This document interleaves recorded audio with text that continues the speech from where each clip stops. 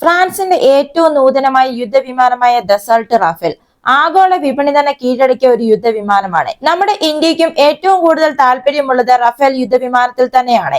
India തങ്ങളുടെ വ്യോമശക്തി നവീകരിക്കാൻ വേണ്ടി ഏറ്റെടുത്തിരിക്കുന്നതും Rafale യുദ്ധവിമാനങ്ങളെ തന്നെയാണ്. എന്നാൽ ഇപ്പോൾ ഈ റഫേൽ യുദ്ധവിമാനത്തിന് പുതിയൊരു വെല്ലുവിളി ഉയർന്നു വന്നിരിക്കുകയാണ്. റഫേലിന്റെ ആഗോള വിപണിയെ തന്നെ വെല്ലുവിളിക്കുന്ന മറ്റൊരു യുദ്ധവിമാനം. ലോകമെമ്പാടും അപാരമായ ശക്തിക്കും മൾട്ടി റോൾ കഴിവുകൾക്കും പേരുകെട്ട റഫേൽ ഈ യൂറോപ്യൻ ഫ്രഞ്ച് യുദ്ധവിമാനത്തിന് ഇപ്പോൾ ഒരു ഏഷ്യൻ യുദ്ധവിമാനത്തിൽ നിന്നുള്ള പ്രധാന വെല്ലുവിളിയാണ് നേരിടേണ്ടി വരുന്നത്.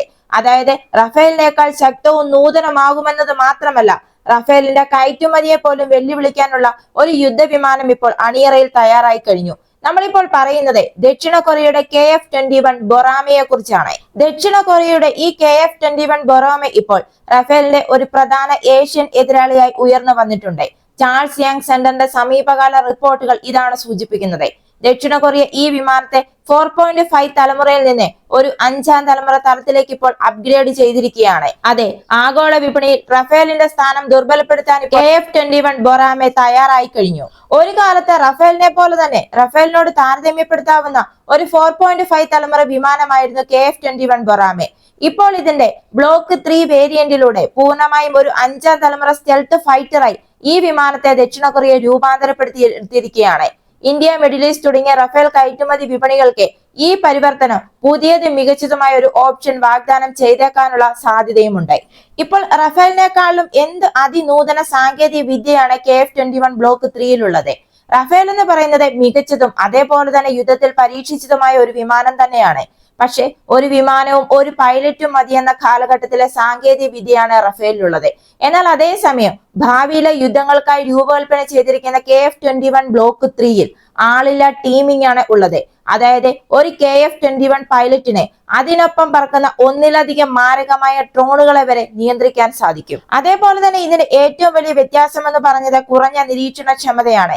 അതായത് റഫേൽ യുദ്ധവിമാനത്തിൽ ആയുധങ്ങൾ പുറത്താണുള്ളത്. ഇതുകൊണ്ട് തന്നെ റഡാറിന് ഇരയാകാനുള്ള സാധ്യതയുമുണ്ട്. ഇതൊരു വിപരീതമായി KF-21ന്റെ പുതിയ വകഭേദത്തിൽ അതിന്റെ ആയുധങ്ങൾ അതിന്റെ ഹള്ളിനുള്ളിൽ മറച്ചിരിക്കുകയാണ്. അതുകൊണ്ട് തന്നെ ഇത് റഡാറിനെ അദൃശ്യമാക്കുകയും ചെയ്യും.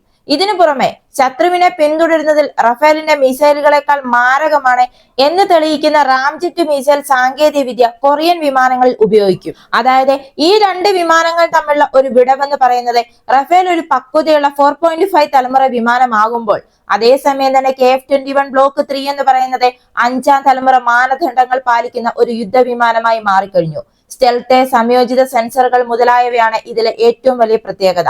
ഭാവിയിലെ ടെൻഡറുകളിൽ പഴയ കൺസെപ്റ്റ് റഫാലിന് പകരം പുതിയ തലമുറ KF-21 രാജ്യങ്ങൾ തിരഞ്ഞെടുത്തേക്കാനുള്ള സാധ്യതയുമുണ്ട്. അതേപോലെ റഫാലിന്റെ ബാഹ്യ മിസൈലുകളും ടാങ്കുകളും ഒരു റഡാറിൽ നോക്കുമ്പോൾ ഒരു കാന്തം പോലെ തോന്നിപ്പിക്കും. എന്നാൽ KF-21ന്റെ പുതിയ രൂപകൽപ്പന, അതായത് അതിന്റെ ആയുധങ്ങൾ ഉള്ളിൽ മറച്ചിരിക്കുകയാണ്. അതുകൊണ്ട് തന്നെ ഇതിന്റെ സ്ഥാനം ട്രാക്ക് ചെയ്യാനോ കൃത്യമായി കണ്ടെത്താനോ കഴിയുകയില്ല. ഈ കൊറിയൻ വിമാനത്തിന്റെ പുതിയ ഘടന ഒറ്റയ്ക്ക് മാത്രമല്ല, ഒന്നിലധികം ഡ്രോണുകളുമായി സംയോജിപ്പിച്ച് ആക്രമിക്കുന്നു.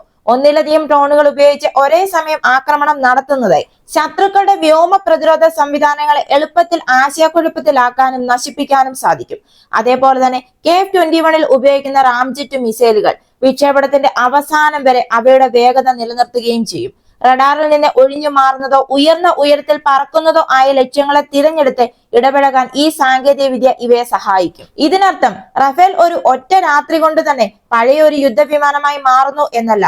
ഇന്ത്യ, ഈജിപ്ത്, UAE തുടങ്ങിയ രാജ്യങ്ങളിൽ ഇപ്പോഴും റഫേൽ യുദ്ധവിമാനം ആധിപത്യം പുലർത്തുന്നത് തന്നെയുണ്ട്. ഇതിന് മികച്ച ഇലക്ട്രോണിക് യുദ്ധ സ്യൂട്ടും വിപുലമായ യുദ്ധ പരിചയവുമാണ് ഉള്ളത്.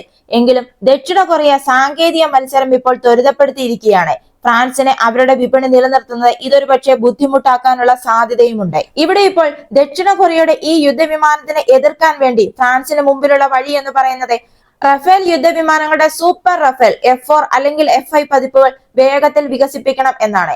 ഇല്ലെങ്കിൽ കൊറിയൻ സ്റ്റെൽത്ത് ഫൈറ്റർ ഒടുവിൽ ഏഷ്യൻ, യൂറോപ്യൻ വിപണികൾ കൈയടക്കിയേക്കാം. അതേപോലെ തന്നെ ഇന്ത്യ ഇപ്പോൾ വാങ്ങിച്ചിരിക്കുന്ന ഇന്ത്യയുടെ റഫേൽ യുദ്ധവിമാനങ്ങൾക്ക് വേണ്ടി ഒരു സോഫ്റ്റ്വെയർ ഇന്റർഫേസ് ഇപ്പോൾ ഇന്ത്യ വികസിപ്പിച്ചുകൊണ്ടിരിക്കുകയാണ്. അതായത് ആഭ്യന്തര ഉൽപാദനത്തിലൂടെ റഫേൽ യുദ്ധവിമാനങ്ങൾ എണ്ണം ഗണ്യമായി വികസിപ്പിക്കാൻ ഇന്ത്യ തയ്യാറെടുക്കുമ്പോൾ വിമാനത്തിന്റെ പരമാധികാര ശേഷി വർദ്ധിപ്പിക്കുന്നതിനുള്ള ഒരു നിർണായക സാങ്കേതിക സംരംഭത്തിന് ഇന്ത്യൻ വ്യോമസേന ഇപ്പോൾ നേതൃത്വം നൽകുകയാണ്. വിമാനത്തിന്റെ നിയന്ത്രിതമായ ഒറിജിനൽ സോഴ്സ് കോഡിന്റെ ആവശ്യമില്ലാതെ തന്നെ തദ്ദേശീയമായി വികസിപ്പിച്ചെടുത്ത ഇന്ത്യയുടെ ആയുധങ്ങളെയും ഇലക്ട്രോണിക് സംവിധാനങ്ങളെയും സംയോജിപ്പിക്കാൻ സാധിക്കുന്ന ഒരു plug and play software interface ഇപ്പോൾ ഇന്ത്യ വികസിപ്പിച്ചുകൊണ്ടിരിക്കുകയാണ്. ഒരു യുദ്ധവിമാനത്തിന്റെ മിഷൻ കമ്പ്യൂട്ടറിനെ നിയന്ത്രിക്കുന്ന സോഫ്റ്റ്വെയർ അതിന്റെ ഏറ്റവും പ്രധാനപ്പെട്ട ആസ്തിയായിട്ടാണ് കണക്കാക്കപ്പെടുന്നത്.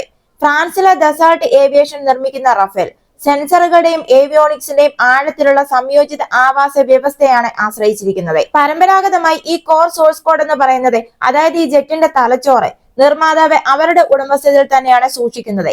ഇത് വിമാനം വാങ്ങുന്നയാൾക്ക് സ്വതന്ത്രമായി പരിഷ്കരിക്കാനുള്ള കഴിവ് പരിമിതപ്പെടുത്തുകയും ചെയ്യുന്നു. ഈ നിയന്ത്രണം മറികടക്കാനാണ് ഇപ്പോൾ നമ്മുടെ IAF ഒരു സുരക്ഷിത ഡിജിറ്റൽ ഗേറ്റ് വേയിൽ പ്രവർത്തിക്കുന്നത്. അതായത് ഈ ഇന്റർഫേസ് ഒരു മധ്യപാളിയായിട്ട് പ്രവർത്തിക്കുന്നു. ഇത് ഇന്ത്യൻ നിർമ്മിത സിസ്റ്റങ്ങൾക്ക് വിമാനത്തിന്റെ മിഷൻ കമ്പ്യൂട്ടറുമായി ആശയവിനിമയം നടത്താൻ സാധിക്കും. ഇങ്ങനെ ഈ രീതി ഉപയോഗിച്ചു കഴിഞ്ഞാൽ IAFന് ജെറ്റിന്റെ പെരിഫറൽ കഴിവുകൾ, പുതിയ മിസൈലുകൾ ചേർക്കുന്നതോ ഇലക്ട്രോണിക് വാർഫെയർ പ്രൊഫൈലുകൾ ക്രമീകരിക്കുന്നതോ അപ്ഡേറ്റ് ചെയ്യാൻ കഴിയും. അതേസമയം തന്നെ നിർമ്മാതാവിന്റെ കോർ ആർക്കിടെക്ചറിനെ തടസ്സപ്പെടുത്താതെ ഇരിക്കാനും സാധിക്കും. ഇപ്പോഴത്തെ ഈ സാങ്കേതിക വിദ്യ ഇന്ത്യയെ സംബന്ധിച്ചിടത്തോളം നിരവധി പ്രധാന ഗുണങ്ങളാണ് നൽകുന്നത്. ഈ സോഴ്സ് കോഡ് ആക്സസ് ചെയ്യാനുള്ള ഇന്ത്യയുടെ ഒരു കഴിവില്ലായ്മ എന്ന് പറയുന്നത് ചരിത്രപരമായി തന്നെ ഇന്ത്യക്ക് വളരെയധികം തടസ്സങ്ങൾ സൃഷ്ടിച്ചിട്ടുണ്ട്. പലപ്പോഴും വിദേശ വിമാനങ്ങളെ ആഭ്യന്തര സാങ്കേതിക വിദ്യ ഉപയോഗിച്ച് സജ്ജമാക്കാൻ ശ്രമിക്കുമ്പോൾ നീണ്ട കാലതാമസത്തിനും ഉയർന്ന ചെലവുകൾക്കും ഒക്കെ ഇത് കാരണമാകുന്നു. ഇവിടെയാണ് ഇപ്പോൾ ഈ ഒരു സാങ്കേതിക വിദ്യ ഇന്ത്യക്ക് പല പ്രധാന നേട്ടങ്ങളും നേടിത്തരുന്നത്. അതായത് ഇന്ത്യയുടെ Astra air to air missile, Rudram anti radiation missile തുടങ്ങിയ തദ്ദേശീയ യുദ്ധോപകരണങ്ങളുടെ വിന്യാസം ഇന്ത്യക്ക് ഇതുമൂലം വേഗത്തിൽ നടത്താൻ സാധിക്കും. അതേപോലെ തന്നെ ഇന്ത്യ നേരിടുന്ന പ്രാദേശിക ഭീഷണികൾക്ക് അനുയോജ്യമായ രീതിയിൽ ഇലക്ട്രോണിക് യുദ്ധ ലൈബ്രറികളും സെൻസർ പാരാമീറ്ററുകളും പരിഷ്കരിക്കാനും സാധിക്കും. ഓരോ സോഫ്റ്റ്വെയർ അപ്ഡേറ്റിനും യഥാർത്ഥ ഉപകരണ നിർമ്മാതാക്കളെ ആശ്രയിക്കുന്നത് കുറയ്ക്കുന്നത് ദീർഘകാല അറ്റകുറ്റപ്പണികളുടെയും സംയോജനത്തിന്റെയും ചെലവുകളും കുറയ്ക്കുന്നു.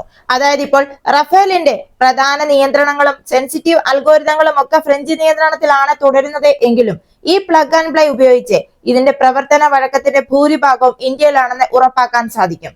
റഫേലിനപ്പുറം പ്രതിരോധ ഗവേഷണ വികസന സംഘടന സമാനമായ പരമാധികാര സോഫ്റ്റ്വെയർ മാനദണ്ഡങ്ങൾ മുന്നോട്ട് കൊണ്ടുപോവുകയുമാണ്. ഇന്ത്യയുടെ MRF അഥവാ മൾട്ടി റോൾ ഫൈറ്റർ എയർക്രാഫ്റ്റ് പ്രോഗ്രാമിന് കീഴിൽ 114 അധിക റഫേൽ യുദ്ധവിമാനങ്ങൾ വാങ്ങുന്നതിന് അംഗീകാരം നൽകാനുള്ള ഇന്ത്യൻ സർക്കാരിന്റെ സമീപകാല നീക്കവുമായി ഈ സംരംഭം യോജിച്ച് മുന്നോട്ട് പോകുന്നു. എന്തായാലും സോഴ്സ് കോഡ് ആക്സസ് ഇല്ലാതെ തദ്ദേശീയ ആയുധങ്ങൾ സംയോജിപ്പിക്കുന്നതിനായി റഫേലിനായി plug and play software interface പര്യവേഷണം ചെയ്യുന്നതിനുള്ള ഈ ഒരു സാങ്കേതിക സംരംഭത്തിനുള്ള ഇന്ത്യൻ വ്യോമസേനയുടെ നേതൃത്വം എന്ന് പറയുന്നത് വളരെ വലിയ നേട്ടങ്ങളാണ് ഇന്ത്യക്ക് സമ്മാനിക്കുന്നത്. ഇന്ത്യ ഇപ്പോൾ വികസിപ്പിച്ചുകൊണ്ടിരിക്കുന്ന ഈ ഒരു സാങ്കേതിക സംരംഭം ആധുനിക വ്യോമയാന മേഖലയിൽ ഇന്ത്യയെ ഒരു പടി കൂടി മുന്നോട്ടെത്തിക്കുന്നു. ഇതുപോലെയുള്ള വാർത്തകൾക്ക് വേണ്ടി മറക്കാതെ തന്നെ ഈ ചാനൽ ഒന്ന് സബ്സ്ക്രൈബ് ചെയ്യുക. ഈ വീഡിയോ ഇഷ്ടമായെങ്കിൽ ഒരു ലൈക്ക് തരിക. മറ്റൊരു വീഡിയോയുമായി വീണ്ടും കാണാം.